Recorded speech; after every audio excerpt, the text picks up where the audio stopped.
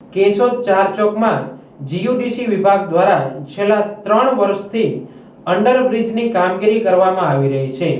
જો કે આ કામગીરી ઝડપી બનાવવામાં આવે તો આ કામગીરી પૂર્ણતાના આરે કહી શકાય, પરંતુ ધીમી કામગીરીના કારણે રેલવે ટ્રેકના પૂર્વ તરફના લોકો હજુ આ કામ લાંબો સમય ચાલશે તેવું માની હજુ ચોમાસામાં હેરાન પરેશાન થવું પડશે તેવી ચિંતા વ્યક્ત કરી ચોમાસા પહેલા આ કામગીરી પૂર્ણ થાય તે માટે ઝડપી કામગીરી ઈચ્છી રહ્યા છે।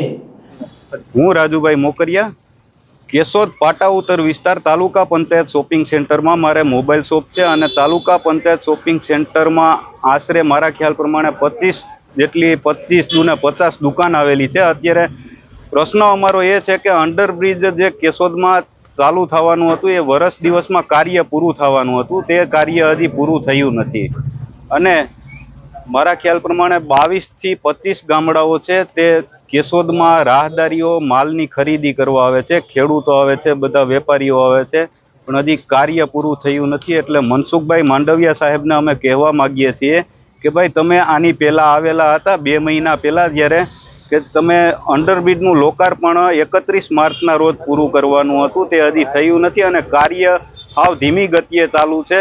એટલે તમે તાત્કાલિક કાર્ય પૂર્ણ કરાવો અને નગરપાલિકાના જે સભ્યોથી માંડી અને પાટા ઉત્તર વિસ્તારના સભ્યોથી માંડી અને તાત્કાલિક કાર્ય પૂરું કરાવે તેવી અમારી નમ્ર વિનંતી છે વેપારીઓ મિત્ર મંડળની। આ અંગે જીયુડીસી અધિકારી ભાવેશભાઈ ખેતાણી સાથે વાત કરતા તેમણે 15 જૂન પહેલા અંડરબ્રિજ શરૂ કરી દેવામાં આવે તે રીતે કલર કામ, લાઇટ ફિટિંગ સહિતની કામગીરી કરાતી હોવાની હૈયાધારણા આપી છે। જોકે હજુ રેલવે ટ્રેકની બંને તરફ બ્લોકની બાજુની બંને તરફની દિવાલો બાકી હોય, પૂર્વ તરફ સોસાયટી અને મેસવાણ ગારી તરફનું પાણી અંડરબ્રિજના ઉપરના ભાગે સ્લેબ ભરી કેનાલની વ્યવસ્થા કરવાની અને સમ્પ બનાવવાનું કામ બાકી હોય તેવા સંજોગો વચ્ચે જો કેનાલ સહિતની કામગીરી પૂર્ણ કરવામાં ન આવે તો ચોમાસાના પાણી અંડરબ્રિજમાં ભરાતા કોઈ નહીં રોકી શકે, તો પછી ચોમાસા બાદ અંડરબ્રિજ શરૂ થાય તો પૂર્વ તરફના લોકોને હજુ 5 મહિના પરેશાન થવું પડશે। મારું નામ રાજેશભાઈ અરજીભાઈ ફટાણિયા છે। અમારો પ્રશ્ન એ છે કે અમારે અહીંયા અંડરબ્રિજનું કામકાજ ચાલુ છે, હવે વર્ષ દિવસની અંદર અમને કીધેલું એટલું કે વર્ષ દિવસની અંદર પૂરું થઈ જશે, એના બદલે આ 3 વર્ષ સુધી થયા, હજી સુધીમાં એ કામ હજી પૂરું થયું નથી, અધર તાલે એમને લટકે છે, બરોબર છે। હવે અત્યારે અમારા જે કાંઈ દુકાનોના ભાઈઓ છે બરોબર રોજગાર ધંધા ઠપ થઈ ગયા છે। અમે ભાજપની સરકારની અંદર એવી આશા રાખી હતી કે ભાજપની સરકાર આવશે, વિકાસ કરશે, એની બદલે અત્યારે આ અટાણે જે કાંઈ પરિસ્થિતિ સર્જાણી, વિનાશની પરિસ્થિતિ સર્જાણી છે, એ લોકો વેરા આ તે છે કે અમને માફી આપી નથી, વેરા જે કાંઈ છે અમારે ભરપાઈ કરવા પડે, ધંધા નથી તો વેરા કેમ ભરવા, અને વેરા ભરીએ તો અમારું ઘર કેમ અકાવવું, અટાણે અમારી પરિસ્થિતિ બહુ કફોડી છે। આની અંદર અમે નરેન્દ્ર મોદી સાહેબને એમ વિનંતી કરવા માંગીએ છીએ કે સાહેબ અમે તમને તન મન ધનથી છૂટાવ્યા હતા, પણ અમે જે આ પરિસ્થિતિમાં અટાણે જે આવી ગયેલા છીએ તો તમે આની અંદર કંઈક ધ્યાન દો અને અમારા ધંધા રોજગાર ચાલુ થાય એવી કંઈક વિનંતી છે તમને કે આમાં તમે કંઈક કરો સાહેબ। જેનો આક્રોશ બંને તરફના અવર જવર કરતા લોકોમાં જોવા મળી રહ્યો છે। આ અંગે રેલવે ટ્રેકથી પૂર્વ તરફ રહેવાસીઓએ અંડરબ્રિજ કામની સમય મર્યાદા નક્કી હોય છતાં કામને 3 વર્ષ લાગ્યા છે। હવે જલ્દીથી કામ પૂર્ણ થાય તો સારું કહેવાય, જ્યારે ચોમાસામાં 5 કિલોમીટર લાંબુ અંતર કાપવું પડે છે। અંડરબ્રિજ ખૂબ જ ઊંડો હોય, રાત્રિના લાઇટ નહીં હોય ત્યારે ડર પણ લાગશે તેમ કહી આના કરતા રેલવે ફાટકમાં ટ્રાફિક સમસ્યા સહન કરવી સહેલી હતી તેમ જણાવ્યું હતું।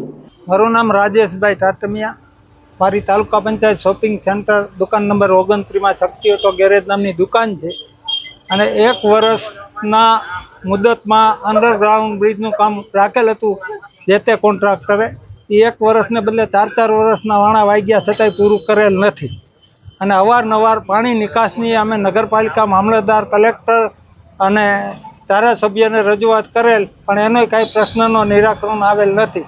એક બાજુ અંડરગ્રાઉન્ડ બ્રિજ બંધ છે છતાંય આ ડિવાઈડરનું કામ કરીને અત્યારે બધા રસ્તા બંધ કરી દીધા અને રોડ ઉપરથી માટી કામ પૂરું થયા છતાંય કોઈ આ રોડ ચોખ્ખો કરીને કામ પૂર્ણ કરાવતા નથી। અવારનવાર એક્સિડન્ટનું થાય છે કાયમી ધોરણે. અહીં માણસો ભટકાય છે, એક સાઈડ રોડ છે, વન વે કર્યો અને એની રસ્તાની કોઈ વ્યવસ્થા છે જ.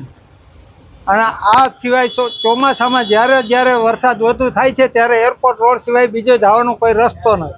જે લોકોએ અમને ડ્રાઈવર રસ્તો બનાવ્યો ગાંધીનગરમાંથી, એમાંય ઉતાવળિયામાં પાણી હોય છે ચોમાસામાં, એટલે ન્યાય માણસો જતા નથી. ફરજિયાત 7 કિલોમીટર ફરવા જવું પડે. હવે ધીમા દંડ આ નગરપાલિકા અને આ કામમાં માણસો ત્રાહિમામ થાકી ગયેલ છે, પણ અવારનવાર રજૂઆત કરવા છતાંય કોઈ આ કામમાં ધ્યાન દેતા નથી. વધુમાં પૂર્વ તરફના લોકો એ જણાવ્યું હતું કે બાળકોને સ્કૂલે મૂકવા જવા, ખરીદી કે પ્રસંગોપાત અવર જવર કરવા 30ની જગ્યાએ 100 રિક્ષા ભાડું ચૂકવવું પડે છે. છેલ્લા 4 વર્ષથી હેરાન પરેશાન થઈ રહ્યા છે. ચોમાસામાં ઇમરજન્સી હોય તો જ બહાર નીકળવું પરવડે.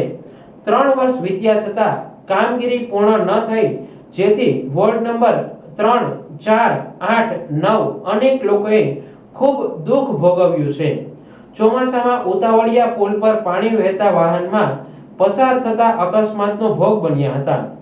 એરપોર્ટ રોડ ફરીને જવું પડતું લાખો રૂપિયાનું પેટ્રોલનું અંધાણ થયું છે. ચોમાસામાં એરપોર્ટ બાયપાસ રોડ પર લાઇટની સુવિધા ન મળતા રાત્રિના મહિલાઓએ પસાર થવું ખૂબ મુશ્કેલી ભોગવી છે. હવે ઝડપી અંડરબ્રિજનું કામ પૂર્ણ થાય તેવી માંગ છે. મારું નામ પ્રફુલ્લ સોરઠિયા. અંડરબ્રિજના ઉગમણા છેડે તાલુકા પંચાયત શોપિંગ સેન્ટર છે, એમાં હું ઓટો ગેરેજનું કામકાજ ચલાવું છું.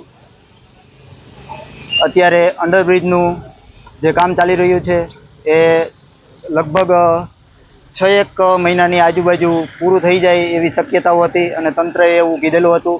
જે 20 કરોડની આજુબાજુનો જે પ્રોજેક્ટ હતો એ 6 મહિનાની જગ્યાએ આજે 3 વર્ષ પૂર્ણતાના આરે થઈ ગયા છે. 3 વર્ષ ઓલરેડી પૂરા થઈ ગયા છે, છતાં પણ એ ચાલુ થયેલ નથી. તો અમારી તંત્રને અરજ છે કે કામ ઝડપથી ચાલુ થાય.